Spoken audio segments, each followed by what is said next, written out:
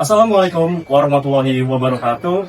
Perkenalkan, kami dari kelompok 30 akan menyelesaikan tugas dari mata kuliah umum pengantar teknik mesin, yaitu menjelaskan tentang konduksi, konveksi, serta radiasi dan penerapannya dalam kehidupan sehari-hari. Perkenalkan, saya Sahal Tohoriban Setiawinoto dengan NIM 250506058. Perkenalkan, nama saya Muhammad Putra Raditya dengan NIM 25050606154.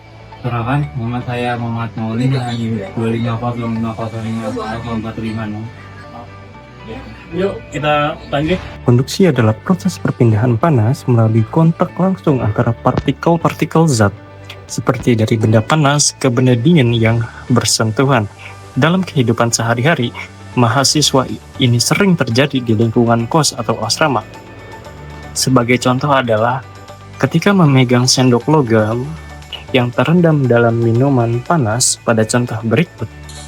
Panas dari minuman berpindah ke tangan melalui sendok.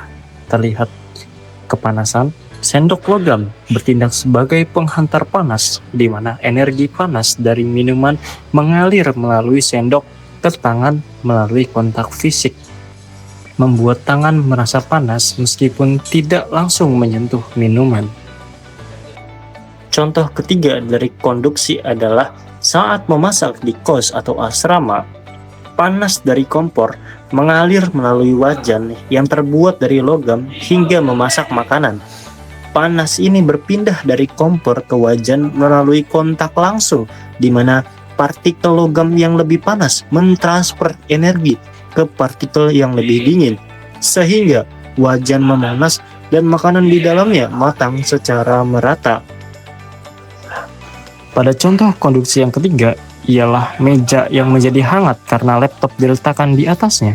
Panas yang dihasilkan oleh komponen laptop seperti prosesor berpindah melalui konduksi ke permukaan meja yang bersentuhan langsung, sehingga meja memanas. Seiring waktu, para transfer energi panas dari elektronik ke bahan meja.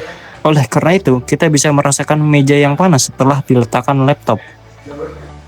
Setelah menjelaskan apa itu konduksi, dilanjutkan dengan konveksi. Konveksi adalah proses perpindahan panas melalui gerakan zat cair atau gas, di mana zat panas naik dan yang dingin turun, menciptakan sirkulasi. Di lingkungan mahasiswa, ini membantu mengatur suhu ruangan atau memasak. Sebagai contoh, kipas angin yang digunakan di kamar kos membantu menggerakkan udara dingin yang menggantikan udara panas, sehingga ruangan menjadi sejuk. Kipas angin menciptakan aliran udara paksa, di mana udara panas di sekitar tubuh mahasiswa digantikan dengan udara dingin dari luar yang mempercepat perpindahan panas melalui konveksi dan membuat kamar lebih nyaman untuk belajar ataupun istirahat. Masuk contoh yang kedua pada penerapan konveksi adalah saat memanaskan air di panci. Air panas dari bawah naik dan yang dingin di atas turun, menciptakan sirkulasi yang memanaskan air secara merata. Panas dari kompor membuat air di bagian bawah panci memanas sehingga massa jenisnya berkurang dan naik ke atas, sementara air dingin yang lebih berat turun ke bawah membentuk aliran konveksi yang mendistribusikan panas ke seluruh panci hingga air mendidih. Masuk ke contoh ketiga dari penerapan konveksi adalah pengeringan pakaian di asrama terjadi melalui konveksi.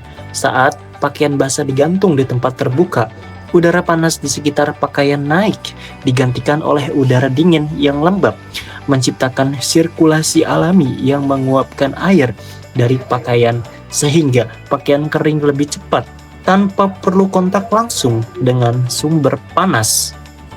Radiasi adalah proses perpindahan panas melalui gelombang elektromagnetik tanpa memerlukan media seperti cahaya atau panas yang dipancarkan langsung. Mahasiswa sering mengalami ini di luar ruangan atau saat belajar. Contoh radiasi yang pertama adalah mahasiswa merasakan hangat saat duduk di bawah sinar matahari di sekitar area kampus.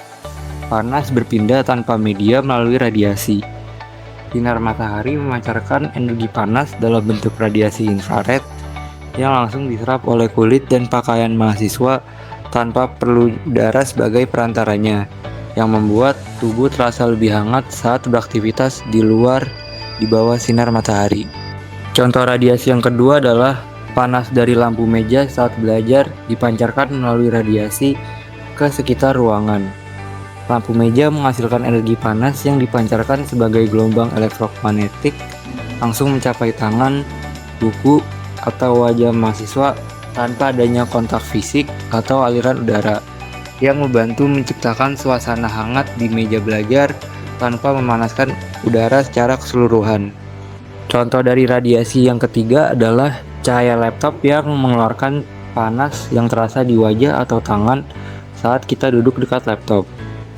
Layar laptop memancarkan energi panas melalui radiasi elektromagnetik yang langsung diserap oleh kulit wajah atau tangan mahasiswa tanpa perlu adanya media perantara yang membuat area tersebut terasa hangat saat bekerja atau menonton video di dekat perangkat.